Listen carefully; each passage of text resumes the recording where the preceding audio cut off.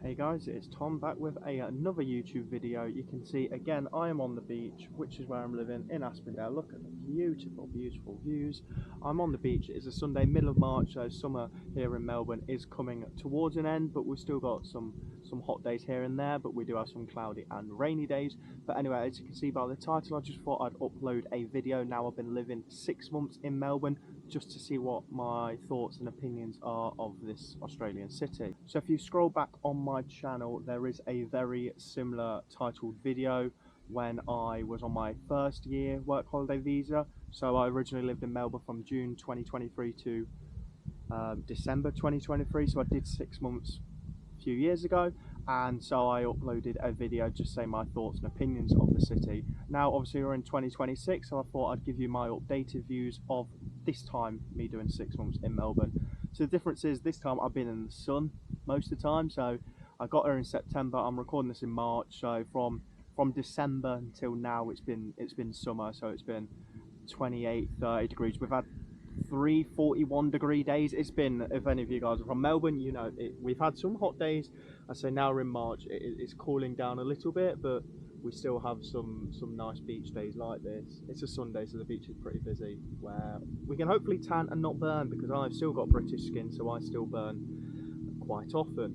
But anyway, before I get into the video, if you want to click that like button and that subscribe button, and leave in the comments if you're having trouble getting jobs and I can help out, because this time I've managed to get a job really easily. So I got here end of September, and the first week of October I got my job. So I work at Hyundai selling cars. Not a bad job. Do have to work every Saturday, which is a bit crap. I do get a day off in the week, but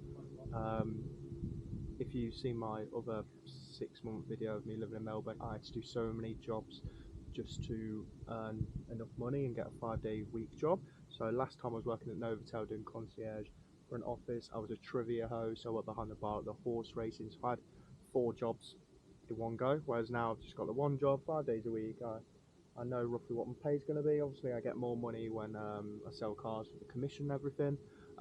So in that aspect it's been a lot easier to get a job. I literally just applied on Indeed, applied for a few jobs and got the job. So differences between this time and last time. Last time I had no Australian jobs on my resume, on my CV, I had no Australian experience.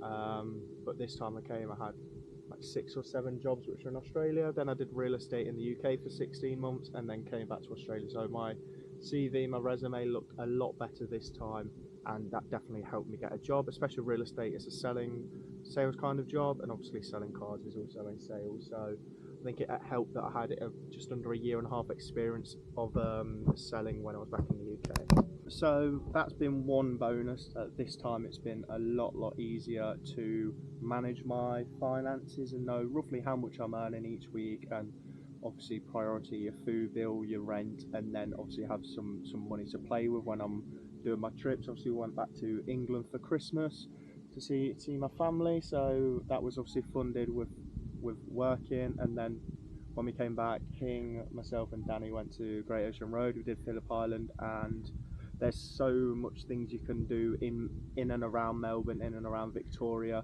Day trips, overnight trips, and there's plenty to do in this state. I feel like I've ticked off pretty much everything to do in Victoria, apart from Puffin Billy, which is some steam train that you can get through the ranges. That's about the only thing that I've not done. But Phillip Island, Great Ocean Road, Yarra Valley, I've Grampians, I've done it all in the state of Victoria, and it helps when the sun's out. Some of the times I did it when it was rainy or cloudy. I'd say when I was last here in the winter months of Melbourne, wasn't as fun. But we've done Great Ocean Road, done Phillip Island again in the sun, and you can see those videos on my YouTube channel. Just scroll a few videos back and you'll see what I've been up to this time.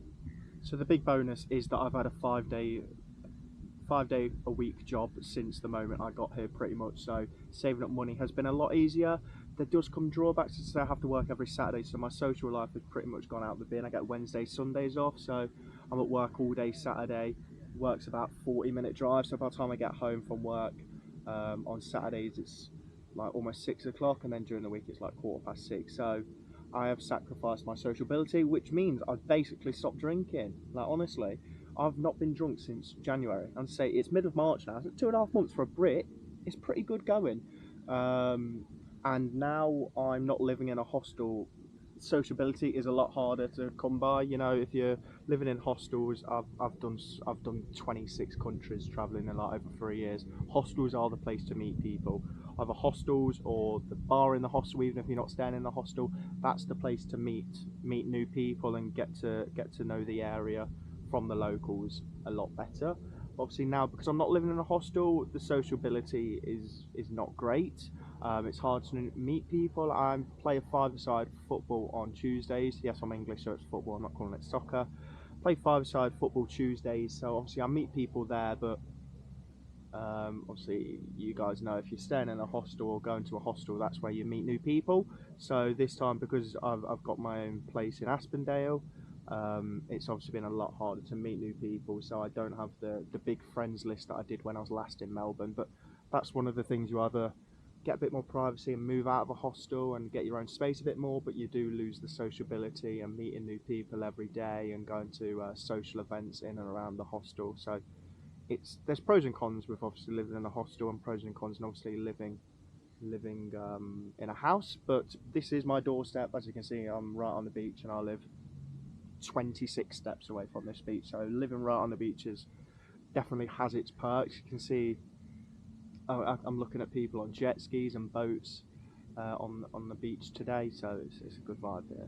If any of you guys are thinking about living in Melbourne, maybe you're on the work holiday visa, or maybe you're thinking about applying it and you're in the UK and you're thinking, which Aussie city do I start with? I've only done Sydney for 3 days, so I can't put my judgment to Sydney, but I've been in Melbourne now for a year. I did the Gold Coast for 3 months, I did Cairns, I did Townsville, I've done pretty much all up the East Coast, and Melbourne is a good vibe. The winters aren't great here, so you do have like 3 to 4 months of rain, wind, cold, like not UK cold. It'd still be like 10 degrees, but you know, you go, oh, I'm living in Australia to your mates in the UK, and you think, oh, it must be 30 degrees all year round, and Melbourne and Tasmania simply aren't that. So the weather in the winter, which is what we're coming towards, yeah, the weather is definitely not great, but the summer months when you're getting your 40 degrees are definitely make up for it. I'm still not sure if I'll stay in Melbourne like permanently. As I said, I lived in Gold Coast for 3 months last time, loved it there. It was 35 degrees every day, cheaper to live. Melbourne is a pretty expensive place to live.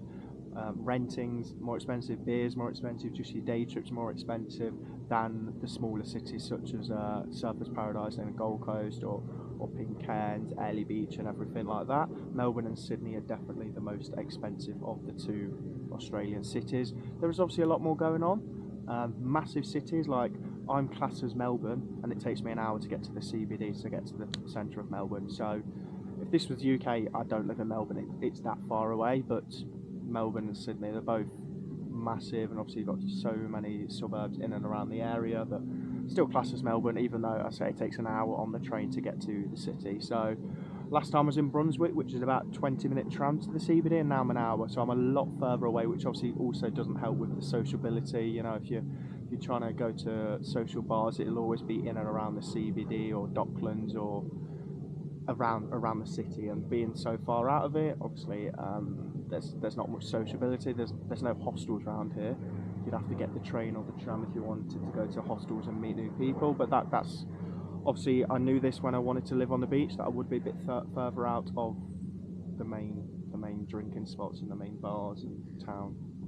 So as I'm recording this, in a week and a half, there's a lot of public holidays here over Easter, and I'm actually going to Perth for 6 nights. So you'll see a lot of vlogs of me in Perth, going to Rockness Island, checking out the beaches, which they're supposed to be beautiful. I've never been to Perth. My brother has when he was in Australia. I've never been to Perth, so it looks amazing. Can't wait to go to Rockness Island and see the quokkas and just see what the cities on the west coast are saying. As I said, I've done all the east coast last time, but I've not done the west coast, so I'm looking forward to seeing what Perth's like, and I'll definitely be vlogging that. Talking about vlogging in the future, me and Hing are going to China in September, so you're going to get so many vlogs, just as when I was in Canada and I think uploaded 6 or 7, you're going to get just as many when I'm in China as well. So we're going to be doing China and South Korea in September, so that's going to be an amazing adventure. I'm not sure if I've got an Instacam at the moment. I've changed the lens, so I'm not on the 360 lens. I'm just shooting on this one in front of just on one side of the camera, so hopefully it's not distorted, because when I've been doing a 360 camera, the 360 lens, it looks a little bit distorted. But anyway, I don't know if I'll stick with an Instacam or maybe get a DJI. I need to find out which, like all the travel vloggers like Mike OK or Simon Wilson, what they use, because I don't want to use like a proper big camera, because it just looks so obvious that you're vlogging and it's just too much hassle, and it's obviously heavier in your bag or whatever. But this, it looks a little bit distorted, so I've changed the lens, so I'm only shooting on this front one that you can see. So we'll see if that does any better. But as I say, yeah, I'll be vlogging when I'm in China. We're going to South Korea, and that's going to be in September time, so I can't wait. China's obviously completely different to what I've experienced, and I'm just going from Mike OK, who's like my favourite travel vlogger.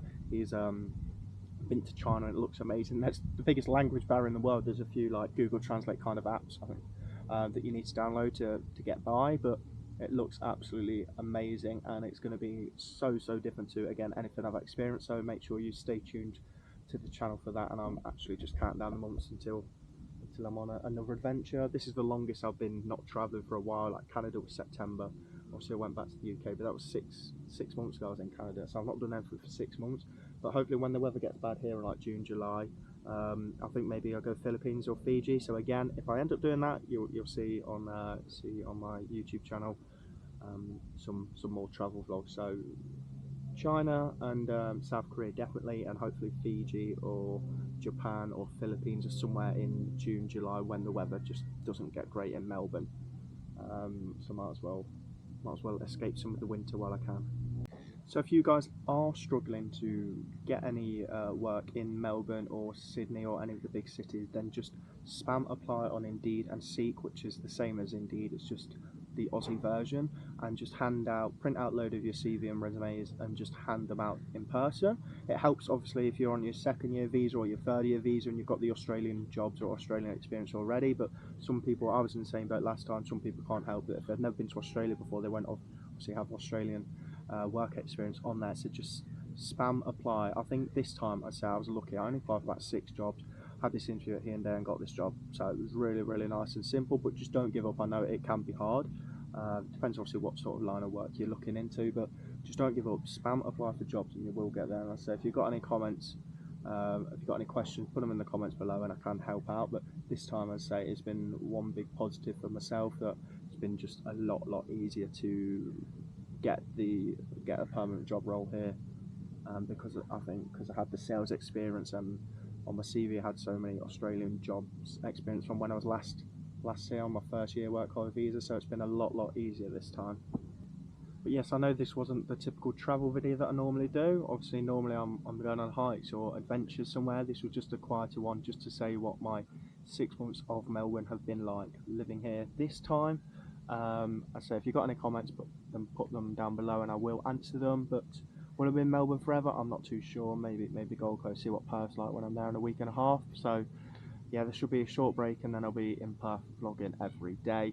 I just know that on my channel I've not uploaded in like 6-7 weeks. I thought I need to get a video out. Obviously it's hard when you're working full time.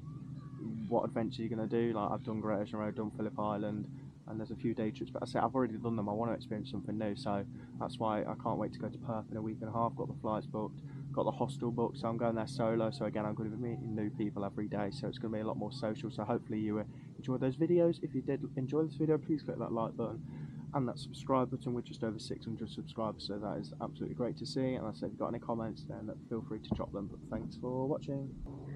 Before I end this video, look, I just wanted to show you, this is my view every day. You can see beautiful blue skies, beautiful ocean behind me, and it's a nice quiet beach. The waves aren't too rough, so you won't be surfing on here, but you can easily go swimming without the waves knocking you over, and you've got people jet skiing and everything. But look at the scenery behind me. I say summer is almost over, but days like this you just have to make the most of it and get on the beach and suntan up. I say I've still got British skin, so I do burn half the time, so I can go on the beach for about 20 minutes at a time and just hope I don't burn too much. But look at the views, beautiful.